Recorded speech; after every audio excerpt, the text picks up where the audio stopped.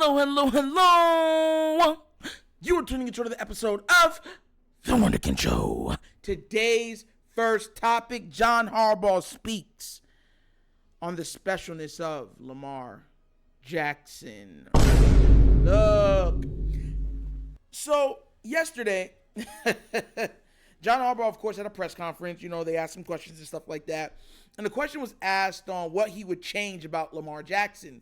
Now, to me, that is such a harebrained question, a loaded question. And I give Harbaugh credit for the way he answered it. But I would love to know who asked that question about Lamar. So what I'm going to do is I'm going to play the clip, and then we're going to break down everything that he says and innuendo and, you know, reading in between the lines, all right? So without further ado, let's get this party started. I know, everybody would love to play better in the fourth quarter as we go into the fourth quarter things. Specifically with Lamar, is there anything when you're watching Lamar in these sometimes in the fourth quarter that you would like for him to improve upon at all? Well, I don't know. Which games are you talking about? I mean, nobody's perfect in every game. It's like, Lamar competes, he fights, he plays hard. You're going against the best defense in football, the schemes, and it's in crazy situations. And I just wouldn't rather have any quarterback in the league than Lamar Jackson in a tough situation. We all try to do our best in every situation. We all try to build and improve, through all these experiences that we have.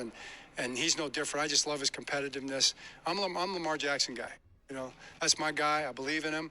And I'll take him in every fourth quarter situation from here until the end till I'm done coaching. I'll tell you that. So proud of him, and we'll roll with Lamar Jackson.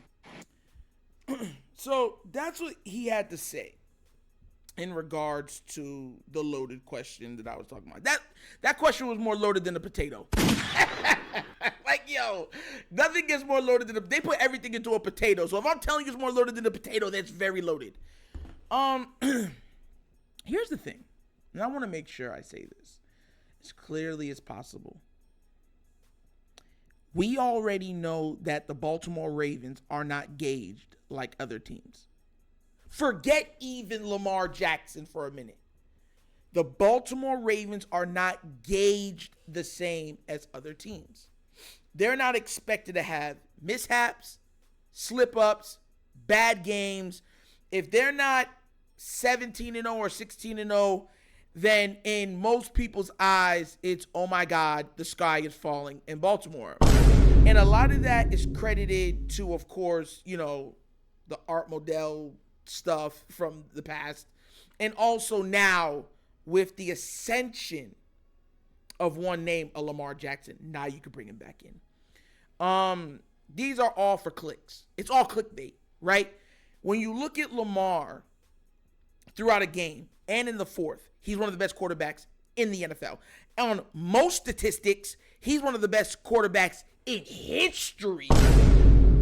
What you're asking him, because when you're wrong about something, you always want to find out a way or some type of crevice to prove why you made the comment you made or why you believed you were right in the first place. You understand? You're trying to defend your point. And that's all this is.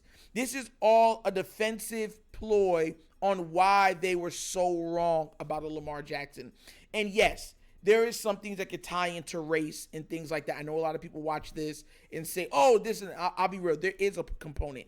The reason why I say there's a component is because picking QBs is one of the hardest things in NFL history to do. A lot of the greatest QBs who ever be played were not picked high. They weren't. They just were not picked high. If you look at Aaron Rodgers, he wasn't picked high. Tom Brady, he wasn't picked high. Russell Wilson, he was not picked high. And Lamar Jackson, he wasn't picked high. How many quarterbacks were taken before Patrick Mahomes? It is what it is. It's hard because a lot of times talent always doesn't translate based on ability to be coached and on the ability to be put into a system that benefits or highlights or accentuates the quarterback's strengths and decreases the look on their weaknesses. Because every quarterback has weaknesses. Everyone. Lamar, Patrick, Brady, Peyton Manning, Aaron Rodgers, they all have weaknesses. Nobody is a robot out there. None of them. But like I said previously, it's about being or going somewhere that's going to accentuate your abilities, your plus sides, your positives. You understand where I'm coming from? The problem that the Ravens had with Lamar was his positives were so athletically gifted that they put a highlight on his legs. When all the tape, all the numbers, everything points to, my God, the man has a cannon and he can fling the ball. He can make every throw. Man, he's dangerous.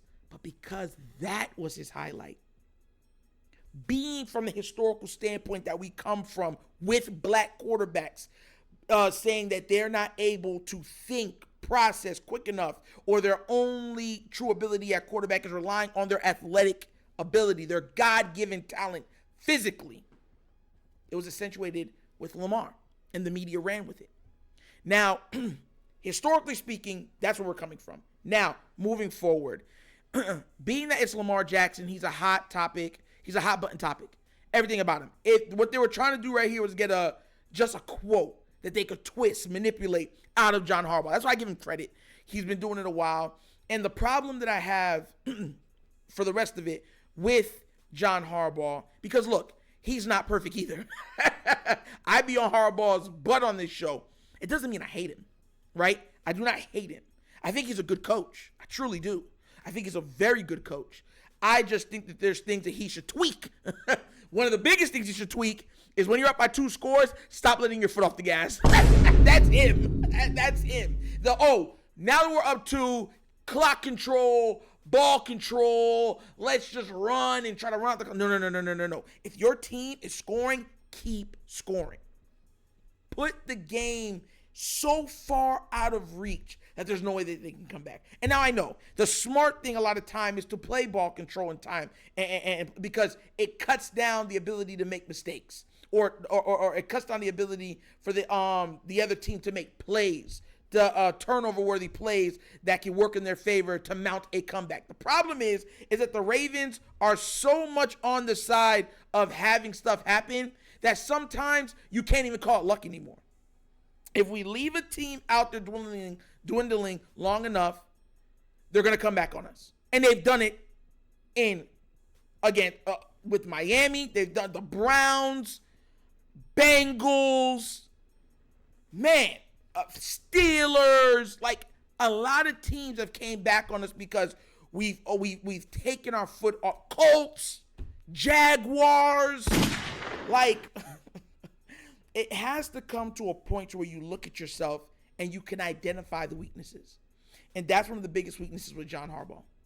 Look, Harbs is not perfect. I agree. But let me show you how crazy it is. If he could just fix that one problem, I believe the Ravens are undefeated. And the crazy thing about being undefeated, people are so scared about it as Raven fans because we love being the hunter and not the hunted. But here's the thing. We still wouldn't have plateaued. Tell me right now, if we would have held those leads in those other games, that you would have believed that the offense has reached its peak. Tell me right now, if you watch those games, you see the way we play, you believe the defense has reached its peak. How many sacks have we missed out on? Think about it. How many fumbles have we yet to recover? Think about it. Now, offensive side, how many balls have been dropped? Think about it. How many deep balls have been missed? Think about it. How many blocks have been missed? Think about it. So we wouldn't have plateaued on either side of the ball. But that one little change could make all the difference. All of the difference. And that's my thing. Now, once again, Harbaugh should be, I think he wants to retire. That's why you're always talking. I want him here for the rest of my career, because he's not planning on being there for 10 more years. Harbaugh's probably planning to coach for another 5 years, and then he's out of there. Right? And he wants Lamar for all those 5 years. Wouldn't you? But you got to remember, Lamar saved his job. He saved his job. Unequivocally saved his job. So that's why there's such a love for him for having Lamar. And shout out to John Harbaugh for having his QBs back with that loaded question. But like I said before, the Ravens have those things to fix. They have those things to rectify. And if they rectify it, they will find consistency. Because the Ravens, if y'all do not know this, has only trailed, I believe, 20 minutes out of the entire season. That's incredible. Incredible.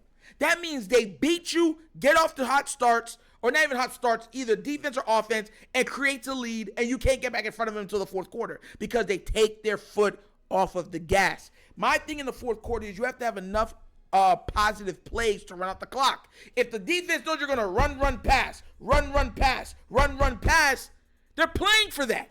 They're overplaying for them. Catch them in the overplay. Hit them over the top. Oh, they think they're going to run right here on the first. Oh, Lamar keeps it right over the top. 20 yards. Then the defense, oh, crap. They're not run passing anymore. The algorithm is messed up. So there's a problem in the matrix. You know what I mean? That one change would change everything with the Ravens. Everything. But y'all let me know who the person was that asked that question because I really want to know. Shout out to Lamar. Shout out to the Ravens. Shout out to John Harbaugh for answering the question as well as he did. And, go Ravens. You know what we got to do. We have a big game this Thursday. I will be live streaming it, so be here for that also, okay? And y'all already know how it goes. And that's an episode of The Wunderkind Show. Thank you all for watching. Before we go any further, I want to give a big shout out, right, to I Woke Up and to a big donation, Jahanagar82. And he's donated before, but he donated a huge $30 donation.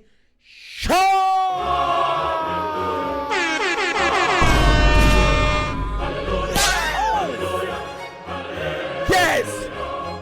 Let me tell you something right now. Y'all don't for all the people that support the channel, that has helped, that are watching the content, retweeting the content, y'all have no idea how much work goes into into the platform. And to know that you guys are so willing to support the channel, to support this platform, support the idea or the platform that we're trying to build. I love you guys, man. I really do love you guys, man. That's so special. Thank you, Jahanagar82. I love you, bro. But as always, you know how we do this as we end. Please remember, like, subscribe, hit that notification bell if you haven't already done so, and leave a comment in all of the comments. And check out the Wunderkind Show's Patreon. Yes, that's another way that you can contribute to the channel, and you get bonus material and stuff like that with it. So give it a look, give it a try. Let me know what you think. And at the bottom of the screen, what Jahanagar did is a Cash App or a QR code to a Cash App. Cash App's located in the description of every video that we do, and the name of it is The Wunderkind Show. Super easy. But once again, this is The Wunderkind Show. This is your host, Nitro, signing off. And as always, you know my slogan. Peace. And I am out of here. Yerp.